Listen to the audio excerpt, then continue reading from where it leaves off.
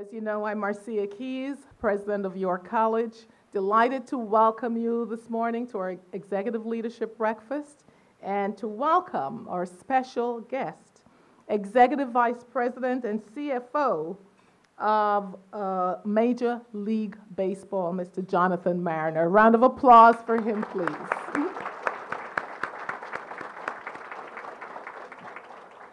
He is our keynote speaker, but I am the president, so I get a chance to do a little promo. So, for 5 years now, York has been presenting these breakfasts to give an opportunity opinion makers to reflect on their past and to project to the future. Our speaker today joins a distinguished cohort of guests, including Greg Meeks, Kevin Burke, Joe Klein, Chris Ward, David Nealman, Christine Quinn, and others who have used this platform to engage a community audience and students on the topics that are of interest to them at the time that they have come to us. We like to think that at York, we are a platform for that kind of discussion and engagement. And some of you were here 3 weeks ago when we marked the 10-year anniversary of the partnership between the Food and Drug Administration and York College. And you know that the Food and Drug Administration houses a lab on our site. And we have a 10-year partnership working together to develop internships for students and to do good science in the area of food science and pharmaceutical science. And we marked that anniversary by hosting the commissioner of the FDA, Margaret Hamburg, who spoke to a group of community members as well as engaged a very lively audience of students just about 3 weeks ago. This is all to say, Mr. Mariner, that you are in very good company. And in fact, you have elevated the company by joining us, and we're really delighted to have you. I just want to acknowledge a few people who have continued to be strong supporters of York, our alums, and I see Adra in the room, and many other alums who are affiliated with the Alumni Association or affiliated with us in some way. Thank you for continuing to support us. We want to thank our legislative leaders, and I know some are in the room or some are represented, and even if they're not here, we know that the support is indeed not merely in spirit, but tangible as well. Our Tuskegee Airmen are usually here supporting our aviation students. I know that at least one will come, but again, even if they're not in the room, their support adds extraordinary dimension to who we are. And of course, let me not forget our faculty, our students, and our administrators who are here today, who were here, some of them at the beginning, who continue as faculty to provide excellent intellectual vibrance to the work that we do here at York. As you know, we are a comprehensive undergraduate institution with about 45 majors in the liberal arts, in science, in the health professions, in social work, and yes, in business. Among our many majors in business, we include our marketing, our HR, our finance, accounting, and of course, our newest, aviation management. And many of you know that the business core has been a magnet for students over the 45 years that we have existed here at York. And that magnet has resulted in some extraordinary results. Our alums in business continue to do great work. Ray Warren, class of 77, for instance, president of Carrot USA, a media group. Patrick McGrell, class of 75, is Executive Vice President and COO of the New York Business Development Corporation and an SBA lender. Steve Weitzner, class of '79, is the chair and CEO of Ziff Davis Enterprise, Inc., the largest publisher of technology magazines in the United States. Michelle Chow Tai, class of 1999, is Vice President, Global Structured Fund Products and Equity at HSBC Bank, USA. Elwanda Young is the Chief Operating Officer of the United Way.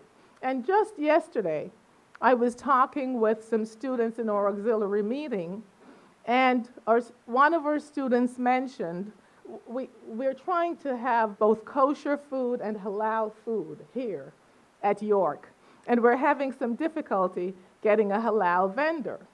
And one of our students mentioned that a recent graduate is able to provide that halal food for us, because within 2 years of graduating from York, he has already started 4 businesses. And I haven't confirmed it, so I'm not naming him by name, but I've sort of instructed Ron Thomas to go after that guy, find him, bring him, let's make sure we can get that halal food, and then after that, of course, I'm going to put Dolores to work with him, because if he started 4 businesses in such a short time, I'm sure he's ready to give back. But it's not all about our alums, right? It's not all about our alums. It's also about our present. And our present would not be vibrant without our faculty. And so I want to acknowledge, first of all, our Dean Rosen, Dean of our business school, newly shaped, as you know. We stole him away from Baruch, and he's doing fine work with us. And we've added a cohort of new faculty in finance, in entrepreneurship, in economics, in micro-lending, and they're adding vibrancy to what we do. For instance, Professor Chun-Pin Su, who is a specialist in quantitative finance and investment analysis, has just been working with one of our young students, Yu Wang, who's recently awarded a Global Association of Risk Professionals, that's the GARP scholarship, as a business major with interest in risk management. And of course, you all know, many of you know, Robert Clovey. I don't see him this morning. Where is Robert? But that's okay. He's forgiven. He's probably beginning to do those tax returns. I know. Because for 4 years, Robert Clovey and a team of volunteers, many of them students, some of them alums, some of them faculty, have been providing fabulous service to this community through the VITA program, the Volunteer Income Tax Preparation Program, touching thousands of local community residents and bringing returns to them in dollars in the millions. So that is some of the work of the present. We also are, thank you, Professor Forrester, and that goes back to you. We also take our town-gown relationship very seriously. And many years ago, some folk in the town saw it appropriate to locate the Small Business Development Center here at York College. And under the leadership of Mr. Wells, we have been doing phenomenal work working with small businesses in the area. Just in the last 2 years, for instance, and I use this example because I had the pleasure of going to this particular place recently, and I was really impressed by the transformation.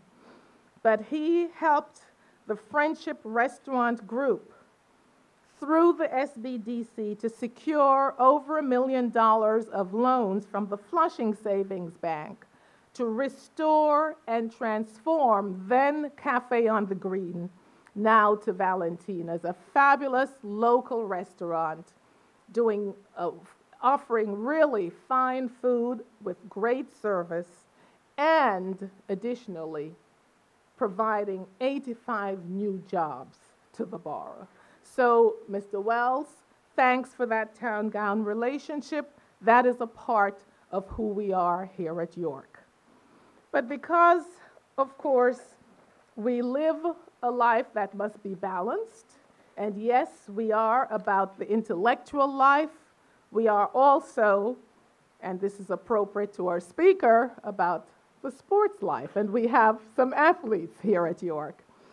And we are a proud member of Division III, offering sports and athletics to both our men and women, and indeed, they find opportunities to excel.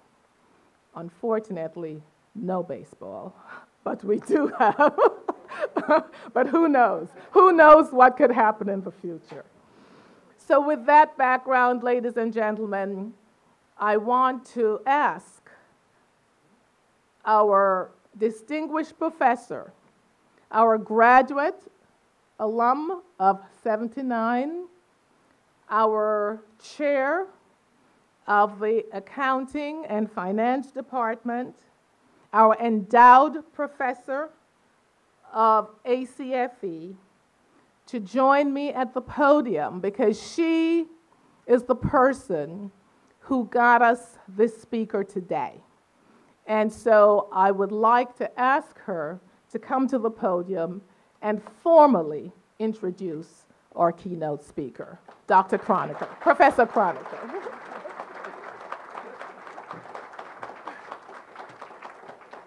Can you see me? They never set these things up for short people. Okay. Good morning, everybody, and it's my pleasure to tell you a little bit about Jonathan Mariner. Jonathan currently serves, as you all know, as Executive Vice President and CFO of Major League Baseball. His responsibilities as such include overseeing MLB's central office budgeting, financial statement preparation, and risk management activities. Mr. Mariner previously was the Executive Vice President and CFO for the Florida Marlins. And prior to that, he was Vice President and CFO of the Florida Panthers Hockey Club. Are you beginning to see a trend here? In addition, he serves on the Little League Baseball Board of Directors, where he chairs its audit committee and sits on a number of foundation and advisory boards as well. You may be interested to know, however, that this is not Mr. Mariner's first visit to York College.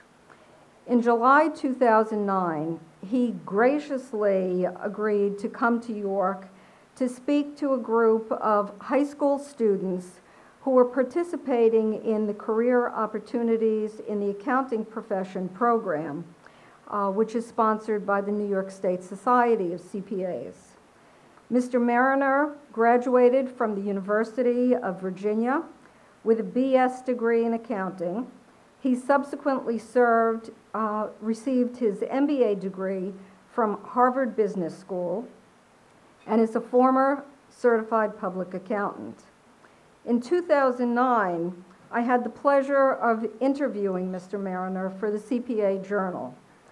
He was recently featured on the cover of CFO magazine and was included among the top 10 in Sports Illustrated's annual listing of the 101 most influential minorities in sports. Mr. Mariner is a frequent public speaker on the business of professional sports. He has spoken at several business schools, including Harvard, MIT, Columbia, and the Darden School at UVA. Today, he can add York College to that prestigious list. It's my pleasure to introduce Jonathan Mariner.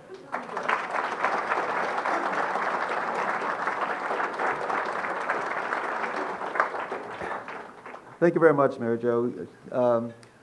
Good morning, President Keys, to the faculty, the administrators, the students, and all of the business partners who are here this morning. It's very, very I'm very, very glad to be here once again at York College. My first time here, as Mary Jo mentioned, was last summer. I did not know this university even existed. I have to admit, I've been in New York now for about 9 years.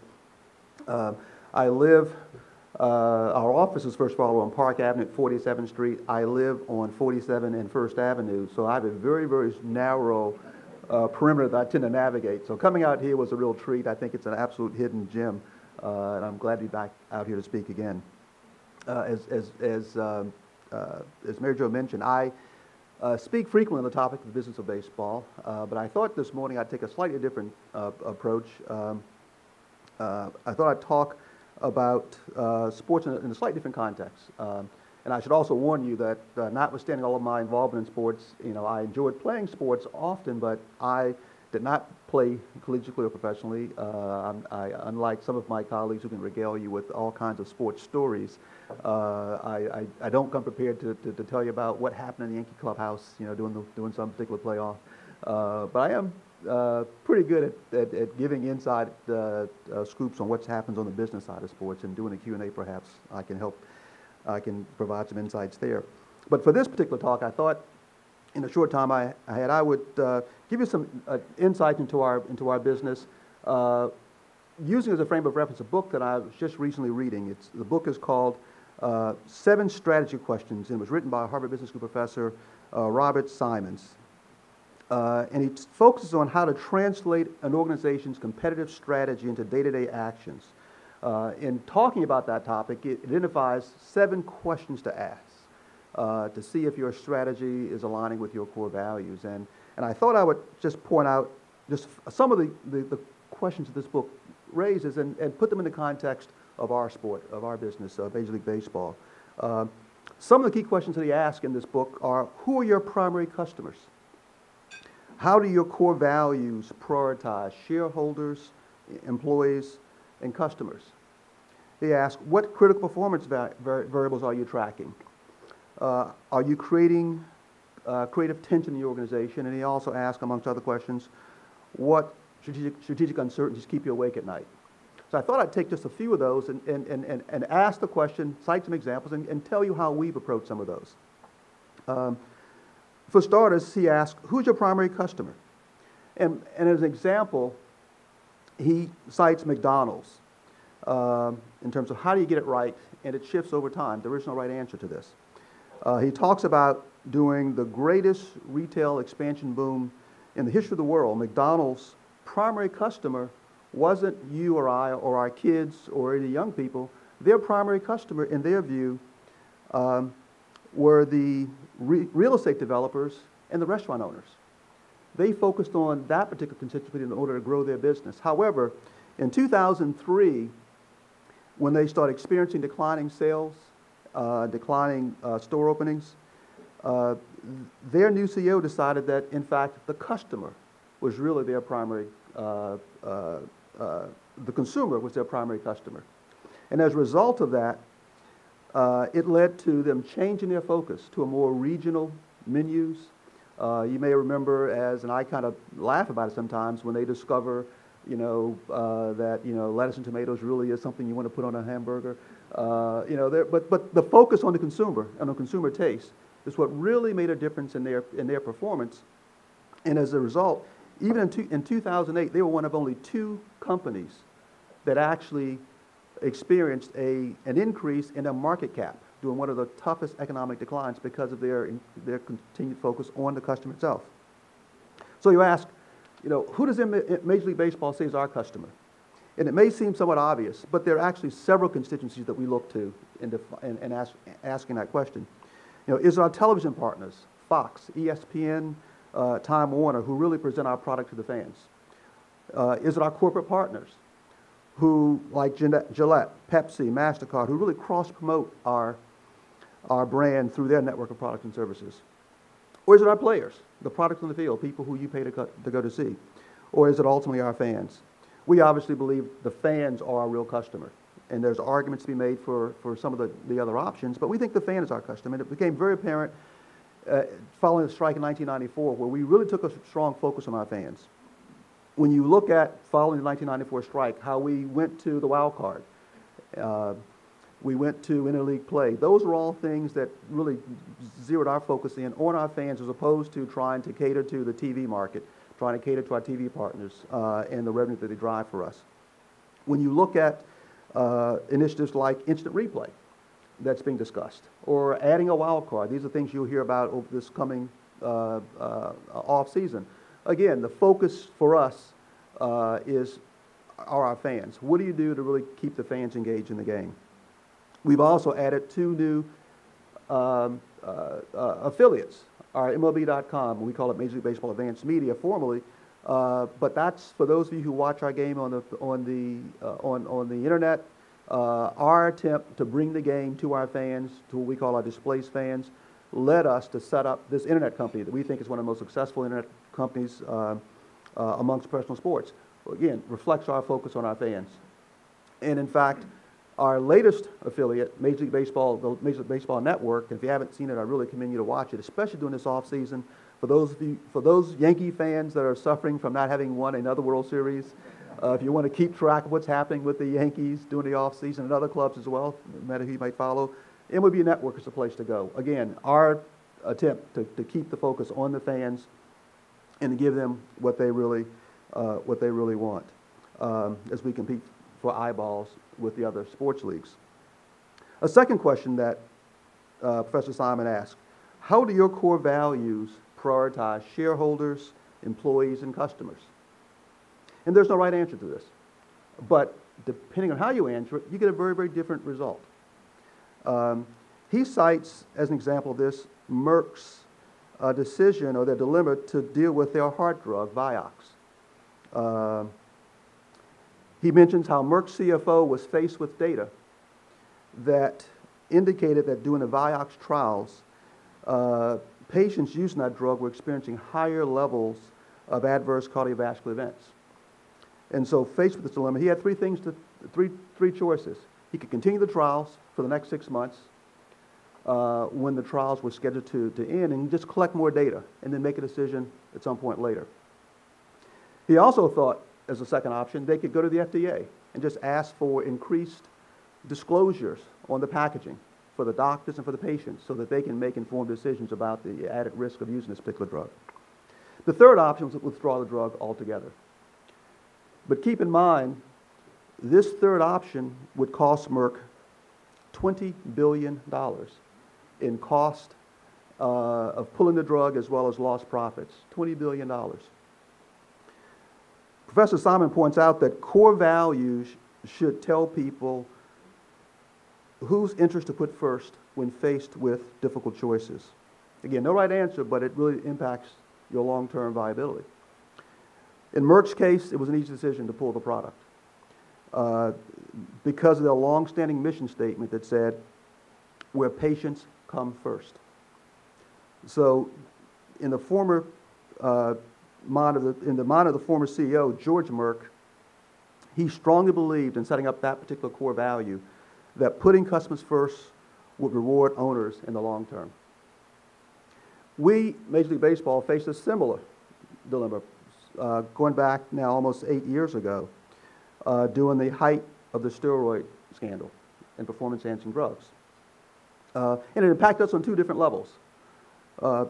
Initially, during the height of the usage, we have to believe that a number of our frontline people in the clubhouse, managers, trainers, the strength coaches, the GMs, suspected there was something going on. And the question for them is, what do you do? Who do you tell? Who are you really serving? Are you not just protecting, but are you thinking about the players? Are you thinking about the broader long-term future of the game? Obviously, in the short term, events tell us that a number of the people who knew about what was happening in the clubhouse chose to prioritize in their mind the players. We know in retrospect that you hear people talking about how they during the course of an off season, a player goes from X weight to X weight plus 30 pounds with muscle, and there are people who are suspecting that. But we know in the short term that, notwithstanding our core value of trying to maintain the integrity of the game, that it wasn't highlighted in a way that really drove the right decisions in the short term. And as a result, we know what happened. And while the best interest of the game has always been, an underpinning of our game, if for those of you who follow our game historically, the 1919 Black Sox scandal was one of the first issues that really put integrity of the game as one of the core values of baseball. Our first commissioner came out of all of that. We really had not done a sufficiently good enough job prior to this of driving that value. But once the scandal became public, with all of the attendant congressional hearings, the screaming headlines, and the testing protocol we put in place since then, we were faced with yet another difficult choice. What do you do about the past? We put in place a very, very aggressive testing regimen. We put in place a separate Department of Investigations that reports directly to the commissioner so that we don't think that what happened in the past will happen again, given the protocols in place, given the random testing that takes place. We think we've got one of the most aggressive testing programs across all of the sports leagues at this point, which is why you really haven't heard much about what's going on. In fact, as an aside, we now joke that the drug test is almost like an IQ test. If you don't pass that, you're probably not very smart, because the consequence will absolutely come back to haunt you. But given that we dealt with the future, the question is, what do you do with the past? And we, somewhat similar to Merck, faced three decisions, three choices. Do you ignore it and just say that's the past and just kind of don't touch that? Or do you just blame the union? Our issue, we believe, was clearly a function of the union heads at that time believing that the players had this right to privacy, and therefore, what they did, was protecting the rights to privacy. Had they been more cooperative like the NFL union, we would have perhaps avoided all that. And so we could have said as a second option, let's just, it wasn't our fault, it was the union's fault, and it was just a handful of players, and not dealt with that at all.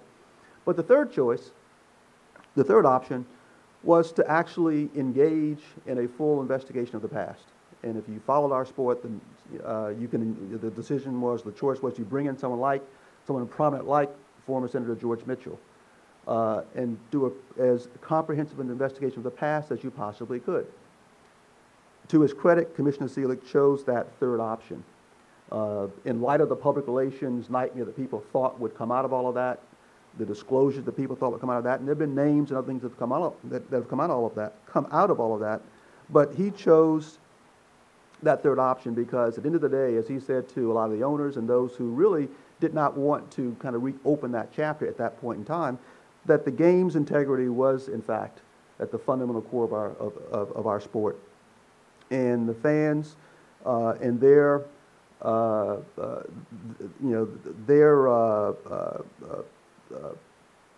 right to know that the product in the field is, in fact, a product of integrity was what really drove that decision. As a result of all that, as I mentioned before, we think we have one of the toughest drug testing protocols, and given that, we think that we have restored our fans' faith and trust in the sport and what happens on the field. When you hear about the records that are being set today, when you see the young players coming up, a player like an Albert Pujols, for example, we believe it's important that fans really accept the fact that that is a genuine athletic performance, as people did before this particular period of in our history. And we think that as a result of all that, we've benefited. Just as George Merck thought that if you do the right thing, the profits will follow. We can talk today about how what this year just ended, 2010. Our attendance was flat, and they say today, flat is a new up. But our attendance was flat over last year. Very, very tough year. And our revenues were up almost 2%. So that we think that by sticking to the integrity of the game as a core value and acting accordingly, by restoring our fans' faith in our game, they responded by coming out and supporting us during this tough economic time. The third question that I'll mention, and I won't go much longer than this, that Professor Simons asked us, what performance measures are you tracking? Essentially, he believes that performance indicators should explicitly be linked to your strategy. As one small example, he cites General Motors, who for a period of time designed and built their cars to fit the production needs of their plants, as opposed to focusing on consumer needs. And their goal was to keep the plants open. Furthermore, they had a revenue recognition system that actually booked the revenue when the vehicle was driven off the production line, as opposed to booking it when it was actually sold. So as a result of all that, they basically had no feel for customer preferences at all. And at least they didn't until it was too late, and we know what happened to them. And in fact, at one point, they had over 1 million unsold cars sitting in production lots claimed that they'd been sold. So what are some of the key performance measures for Major League Baseball?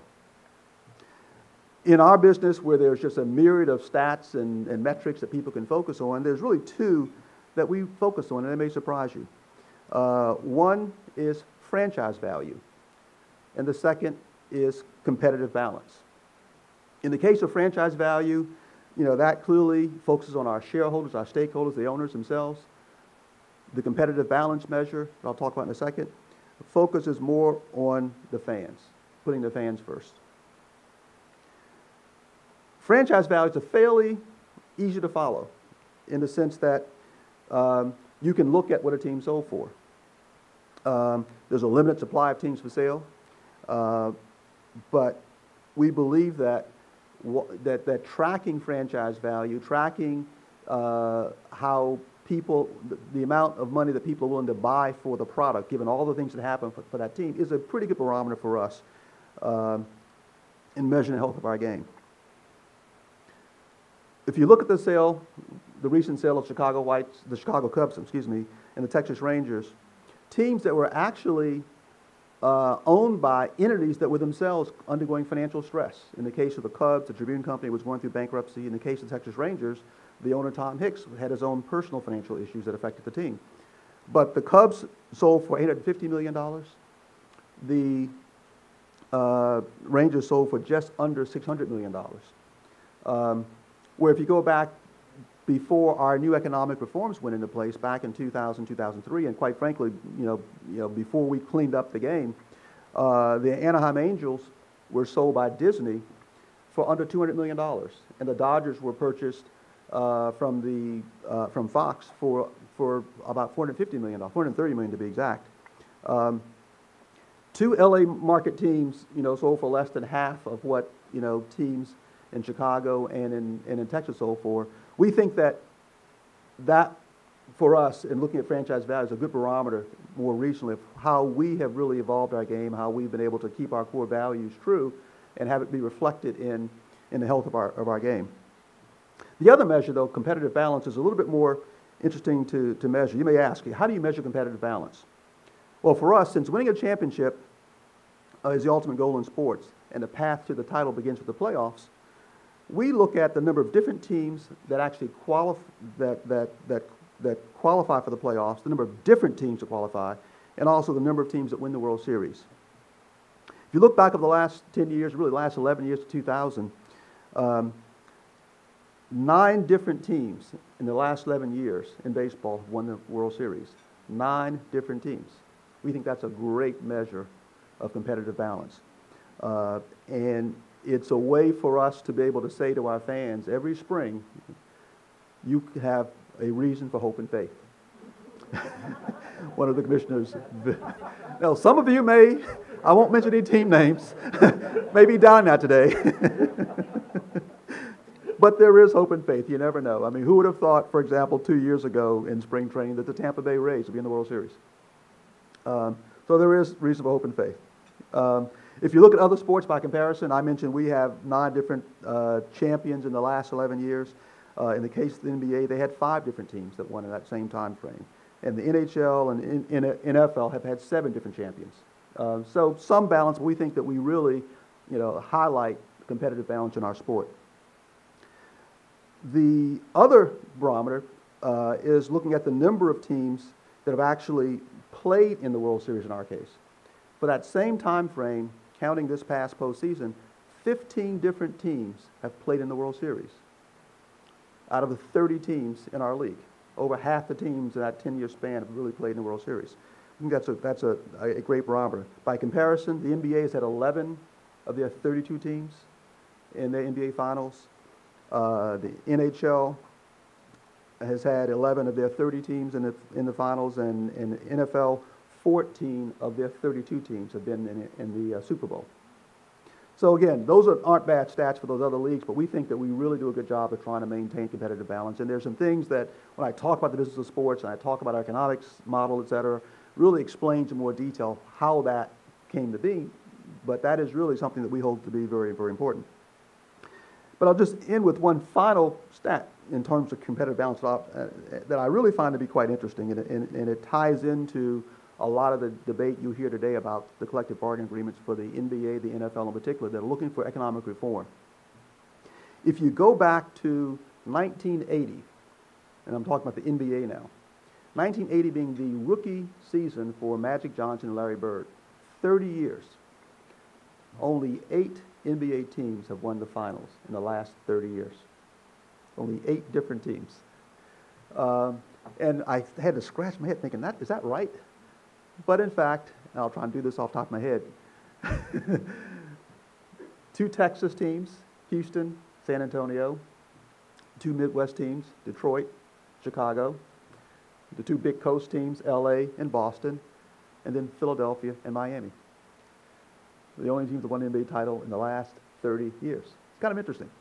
But I mentioned that to highlight the fact that competitive balance really is a key measure for professional sports in general. And when you think about and read in more detail what's happening with the NBA negotiations in the NFL, it's really all about how do you share revenue, how do you really manage your costs, how do you really build those systems, things that I've talked about before, in other speeches about the business of professional sports, but that's really at the core of it, and I thought that stat really kind of brought it to bear.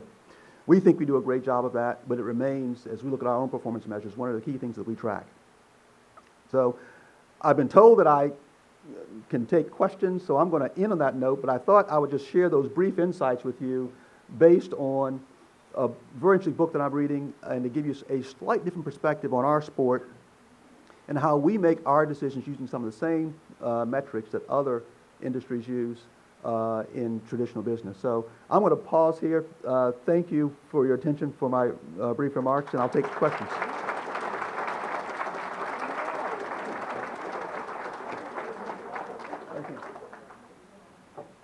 So, questions for Mike? Oh, here's someone. Okay, let's start with a student. Is this a student? Yes. Good. Right. Yes. So let's start with our student. Good morning. Morning. I wanted to ask you a question regarding, in Major League Sports Management, is it different working for the MLB rather than the NFL, NBA, and the NHL? Thank you. Good question, and really there's not much difference at all. In fact,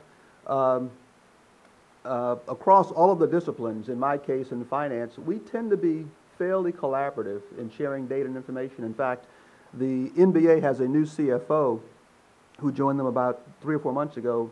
She and I are having lunch next Friday.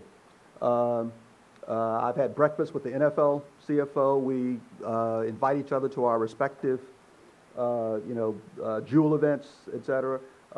Because we are so similar, we really do share a lot of information, a lot of dialogue with each other. It's very, very collegial, and that's also true, by the way, across the sports teams within baseball. I just came back about 2 weeks ago from our league meetings. We call them our fall business meetings, our industry meetings, where all of the different disciplines across the league, marketing, finance, HR, stadium ops, et cetera, were all there for about 3 days down in Florida, talking about issues that are common to us. And so while we compete very aggressively off the field, it's a very, very collegial relationship, and probably more so than I even found in my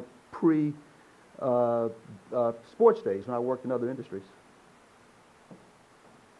Yes, right here. Just say who you are, please, and then. My name is Derek Braswell, and I have a question about, you spoke about earlier in your speech about your customer base.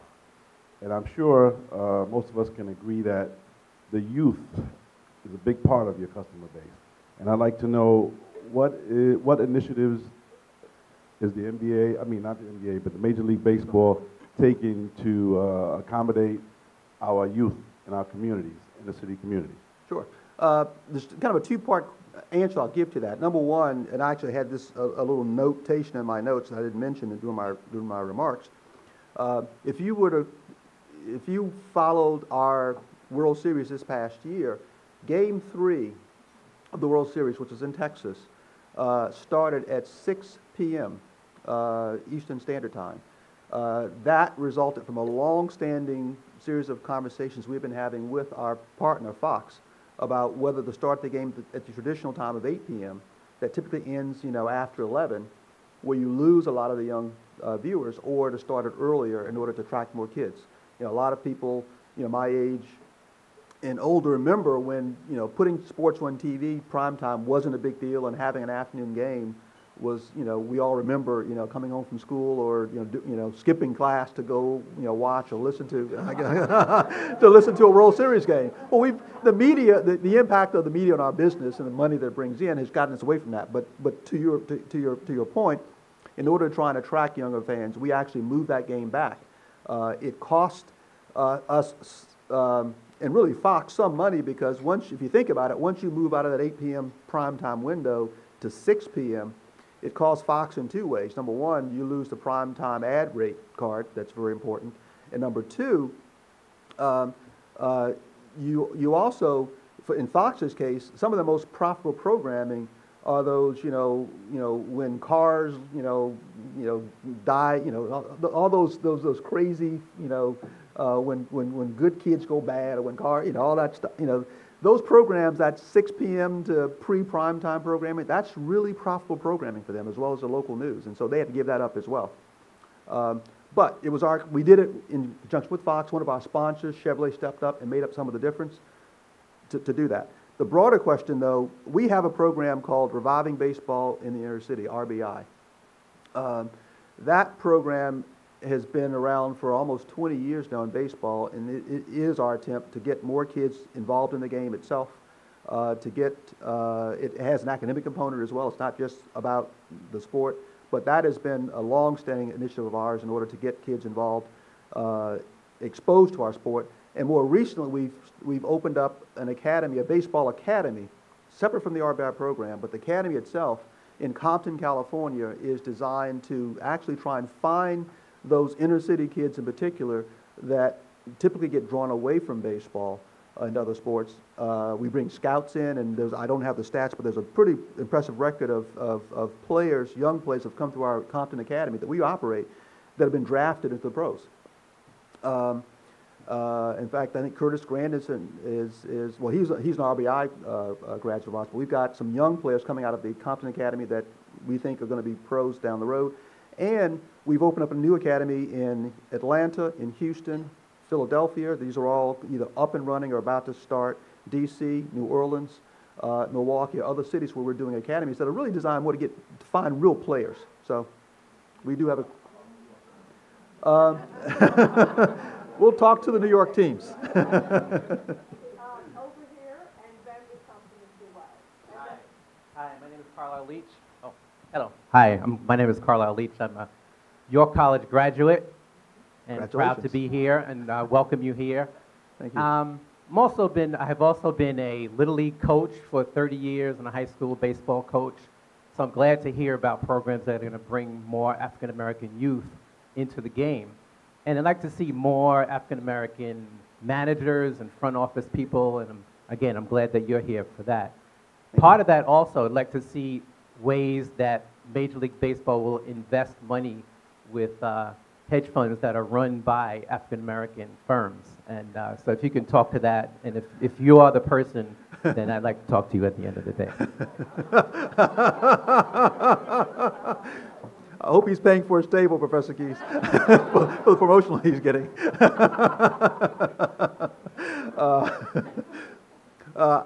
Short answer, I am the person. We actually have a pension fund, a front office fund separate from our player fund that I chair.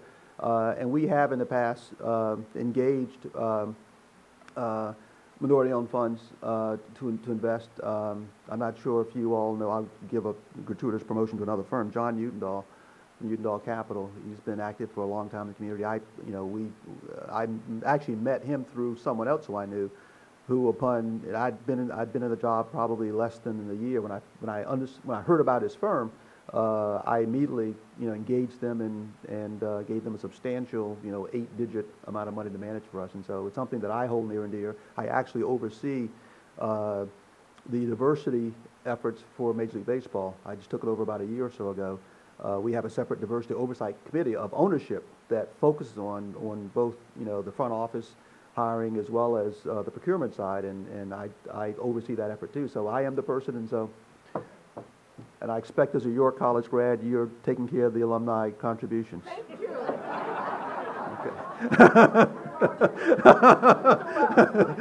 Give him a giving card before he leaves. Hi, I'm Harry Wells from the Small Business Development Center.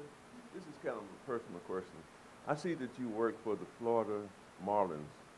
What was it like to work for Huizenga, Wayne Huizenga, who started waste management with one truck? He started Blockbuster. So what was your experience working with him? I think he was one of the great entrepreneurs I've ever read about. So I'd like to ask you that question. Well, you've taken part of my answer. He, to me, was is one of the greatest entrepreneurs. For those who don't know Wayne Huizenga, he wasn't the original founder of Blockbuster, but he basically made an investment when it was probably down to about 8 or 10 franchises and basically took it nationwide.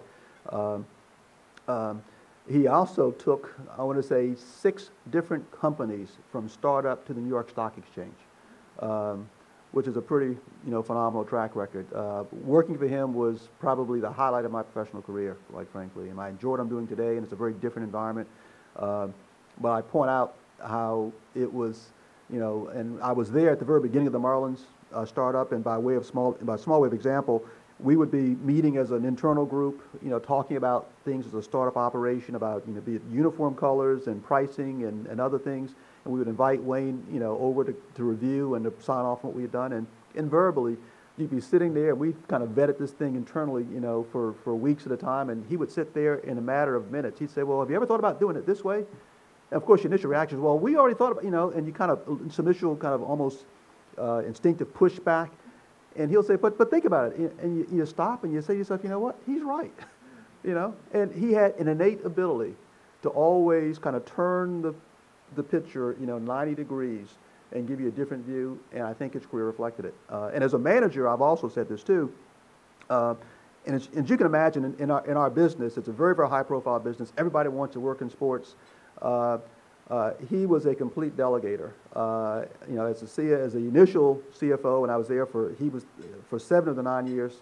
Wayne owned the club. John Henry actually purchased the club for the last years that I was there. For you Yankees fans, close your ears. John Henry's now the owner of the Red Sox. But during that 7-year window, at no point in time did Wayne ever say to me, hire this person to do that. He was a complete delegator. And I think, again, his success reflected the fact that he was not just a consummate entrepreneur, but a consummate manager. This is next, and then we go back to that table, and then we go to this lady. Okay? So we're going to come back to you if we still have time. Okay? Hi, Mr. Mariner. My name is Ronald Morning. St. John. I'm the Director of Athletics here. 2 parts to this, I guess. One is, I hear you talk about a lot of things that Major League does, and you're reaching back to the consumer. So my question to you is pertaining to that. One is, how does, in building new fields or anything like that, stadiums, do you guys have any involvement with that? I know the consumer wants a lot with that. I know, for example, New Yankee Stadium and with City Fields, they have some wonderful areas in there. And I say that to comment. As President Keys shared with you, we do not have baseball at this time. It's something that's been on the table for us. One of the big problems is stumbling block for us and a lot of the city schools is having somewhere to play. So I guess I'm asking to Major League Baseball, are you involved, or is there any grants or anything that we can reach out to you to assist with building a field so you can have a baseball team at your university? That's the biggest problem we have, finding a location. That deserves an applause. Two thoughts. Number one, and it ties back to the earlier question about getting youth involved in baseball. One of the challenges that we face as an industry, as a baseball industry, is the fact that under NCAA guidelines, Division I baseball only gets 11 scholarships across Division I platform, compared to basketball and football that get pretty much full scholarships for all the players. And so you're not having baseball here is not a surprise to me, mainly because a lot of even Division I programs are struggling to keep their programs up and running because of the inability of the Title IX and balancing scholarships to fully fund baseball scholarships. And by the way, we lose a lot of our inner city players, particularly those who don't have the same resources, because again, they can't rely on a full scholarship if they're a multi-sport athlete. They have to typically pick basketball or football that'll cover the full ride. But regarding your specific question, we do have an entity. It's called the Baseball Tomorrow Fund, that is funded by again, for those who follow our sport closely, we have a luxury tax. We don't have a salary cap in our business. We have a luxury tax. And the luxury tax basically says you can spend as much as you want, but we've established some thresholds each year. If you spend above that threshold, you pay a tax or premium on top of that amount. Well, that money goes into a number of buckets, one of which is, there's a player benefit bucket, but the other bucket is to fund the Baseball Tomorrow Fund. And the Baseball Tomorrow Fund is designed to promote really the growth and expansion of baseball, around the world, quite frankly. But that's where we do have grants. We've made grants, in a number of instances to build baseball fields really around the world. So, and Kathy Bradley is the person in our shop who oversees the Baseball Tomorrow Fund. Maybe just three more that I've identified, because there's this gentleman, and there was this lady, and then there was that gentleman, and that was in the order that it came up. Okay. Okay? So, yeah. Good morning, Mr. Mariner. Morning. My name is Brandon Gibson. I'm a student here and also a business owner. Thank you for taking the time out to speak with us, and congratulations on your success. Thank you. What are some of the lessons that you've learned in your journey to where you are now that you would say got you to where you are now, basically? Boy, great question. And I've been asked that question a number of times, and depending upon who asks and their perspective, I've got a number of different answers. I think first and foremost, and there's probably just two things that really come to mind first and foremost. One is, in my career, what I have really strived to do is it sounds somewhat cliche and somewhat simplistic, but be good at something. When I talk to a lot of students, given my relationships with University of Virginia and with Harvard, my name is in the alumni database. Students will contact me looking for career advice, and invariably they want to get a law degree and an MBA, and they want to do there's this broad range of things that interest them. And what I've always said is, be good at something, at one thing. And in my case, it was finance. I really strove to build up a track record of excellence that people could rely on. When I worked for the Florida Marlins, I did not know Wayne Huizenga before I got that job. I was working as a CFO, in Miami. And there's this brand new franchise coming to town. The first professional baseball team in Florida. Now, Florida has hosted spring training, for decades, but prior to the Marlins, the state of Florida did not have a professional baseball team. This was the first franchise, and you can imagine there's tons of interest and demand for all the different positions. And the question is, why would they hire me? I didn't know Wayne Huizenga, and it really came. And as I've told the story, when I just through networking, I was able to get my resume in front of the people that were doing the interviewing. And when I went in, I first sat there. I told the story literally just last night over dinner to a friend. When I'm sitting there for the interview, and the guy who I'm interviewing has his business card on his desk, and I'm thinking to myself, initially, if I could just leave one of those business cards, I'll be so happy, just so I can tell my friends I was there. An hour and a half later, hearing what they really needed to get done as a startup organization in the finance world, I left thinking, that's my job. Everything that they need to get done, I can do. I've done in my career. My career kind of gave me the tools to do that job. I could have been a great talker or a great jack of all trades, but they needed a CFO to come in and to literally set up the accounting shop. I literally wrote the chart of accounts for the Florida Marlins. So that expertise is what really made a difference in me getting hired. And people in the community knew me. And so that when Wayne Huizenga started asking, who is this guy? Because I don't know this guy. He's going to be my CFO for my jewel team. that again really helped me get that job. And so those are two things I tend to mention most often. Again, no objective in mind other than simply focusing and in some respects, as George Merck would say, good things happen when you do the right thing.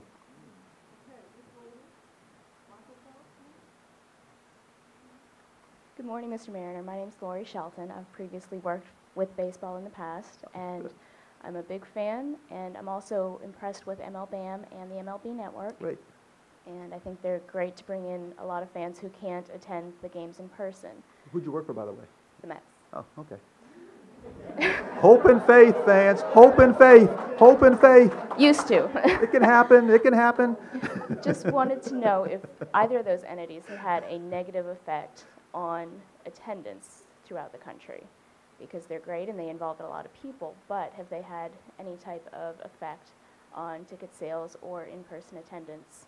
I'm sorry, the what? Have MLB Network or yes. MLBAM have you noticed any type of correlation between attendance? BAM in particular, our .com business, has had a real positive impact in the sense that today over half the tickets sold are sold online through BAM. And it is if you think about it, the evolution of buying tickets at sporting events especially, it used to be you'd show up at the box office, and in fact, during the playoffs, you'd see people lining up, days in advance to get tickets to the box office. Well, BAM gave us the online access to sell tickets, to promote tickets, to be able to collect data on who buys tickets, so that everything from being able to, proactively, advertise or to target a fan. If, for example, as a Mets fan, or if you're a fan of the Brewers, and you purchased a ticket for the Brewers last year when they were in town playing the Mets, we got that data so that when the Brewers come to town again this year, we can send you an email saying, get your tickets to the Brewers. And so it's been a great tool for us to help promote the game. And also technology-wise, you can now show up without a ticket, and you can buy a ticket online and actually have the barcode in your PDA in your cell phone and scan it at the gate. And so it's really helped make ticket buying easier. So in that respect, it's helped a lot. The network is still new. It was, we think in fact, we know it was the most successful launch of a network in the history of cable, 50 million subscribers. It has given us a platform to really promote the sport, and in particular, if you follow it closely, ESPN has actually been more aggressive in promoting baseball now. They've extended their hours for their Baseball Tonight show. They've extended, all of their off-season stuff to keep up with our own entity. And so we think heightening the presence of baseball across the landscape really helps us get more fans engaged. There's one last. You've been so gracious, and I know you're spending more time with students, so students are getting other special time too. So our last question. Thanks very much for your time today. My name is Ben Cosmeter. I'm a Jamaica resident. About 20 years ago, I recall when I was in the Philadelphia area, AAA ball, farm club ball, really kind of took off as it seemed to be a response to perhaps some perceived negativity, especially in terms of taking a family out to see a major league game. And I'm just wondering if you could comment at all on MLB's relationship with AAA ball, whether there is one, and how that's affected, if at all, the overall numbers in terms of sales. We've always had and maintain a very, very strong relationship with minor league baseball. Pat O'Connor, who heads up the minor league baseball leagues, sits on a number of our ownership committees. He comes to our owners meetings, and we've always viewed that as being kind of a gateway to our game. And not just that, but it's also minor league baseball is a way for fans to enjoy and stay engaged in baseball in those cities that don't have professional baseball or don't have Major League Baseball. We drew over 73 million fans this past year. Minor League Baseball drew over 40 million fans. Together, over 100 million fans have come to watch our game. In fact, if you added up all the attendance numbers for the NHL, the NBA, NFL, they don't equal what we drew. We see minor league baseball as an extension of just getting fans engaged. And it's also given us it sets a great example for how to promote the game. I mean, minor league teams, if you've gone to minor league parks, are very aggressive in getting fans engaged.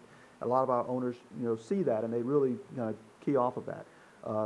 For example, if you go to, especially in these tough economic times, but this has been around for some time, a lot of teams have what we call a family plan, a 4 for $44 package, where for $44 you can get 4 tickets, 4 hot dogs, 4 Cokes, and a game program at a ballpark. That's hard to find in an NFL stadium. And they'll have seating, sections, either days of the week or sections of stadiums dedicated to that kind of promotion. That is really an outgrowth of what we learned in minor league baseball, trying to keep fans engaged in the game at a price point that they can afford. Thank you so much. What a great students. We have a little something for you. Thank you very much. Would you all come up, please? We want to get a little photo up. Great. If you would just stay, where do you want us? We have some business students, and we have some of our athletes. Here, maybe in front of the podium, so you can. In front of the podium, yes. And we really, ladies and gentlemen, some more applause for our fabulous executive leadership speaker, Mr. Jonathan Mariner. Just come together, students. I'm going to talk a little bit while you get organized. Hope and faith, I heard that in the speech. Of course, I heard in an answer, be good at something, right? Be good at something, and also give back without thinking what it might mean. And of course, in that opening part, that competitive balance thing, I want to understand that, because I'm thinking that competitive balance might mean that very soon York is going to have a Rhodes Scholar, right? Because we're not clustering it all in one place. All the Rhodes Scholars are not going to come from one place. So my thinking is very, very soon, if we take that theory seriously, a Rhodes Scholar, a Marshall Scholar, something really, really good is going to come from. So just a few of the highlights, if you will, of this speech. So let's get a nice photo.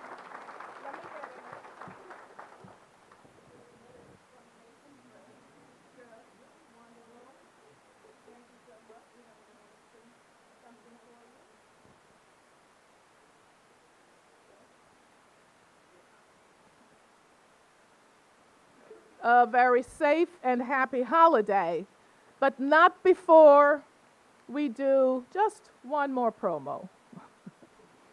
Our Director of Development and our VP for Institutional Advancement, we know that over the years, whether it's been JetBlue, whether it's been Con Edison, Time Warner, American Airlines, Delta, the Port Authority, you've been there for us with our students. We've built partnerships. I remember when David Nealman came here maybe 4 or 5 years ago, out of that came some really interesting partnerships, even though we had had a good friendship before. We're, of course, hoping that with this cemented relationship through our wonderful Professor Kronecker and now our keynote speaker, Jonathan Mariner, that there may be some relationship that will develop here at York College. But we also have a relationship with you. You have been here teaching. You have supported us. You are our students. You have brought life to the institution. And during this time of difficult economy, we really would like you to consider a small gift to York College. It's the year end, and I know I've been getting all of those year-end envelopes. And sometimes I think, why did they wait until December? And then sometimes I think, wow, they know that I'm a delayer and a procrastinator, and they know that I would want to give something in December. So we're asking you, if you can, to consider a gift to York College. It does not help us with the operation, but it does help us with the bonus kind of events, the bonus things we can do for students, whether it's study abroad, whether it's internships, whether it's going to New Orleans, as a group of students will do this January, to participate in Habitat for Humanity. So consider us, please. But in the meantime, thank you for joining us. Let's give some applause again for our distinguished guest, Mr. Mariner. Happy holidays, everyone.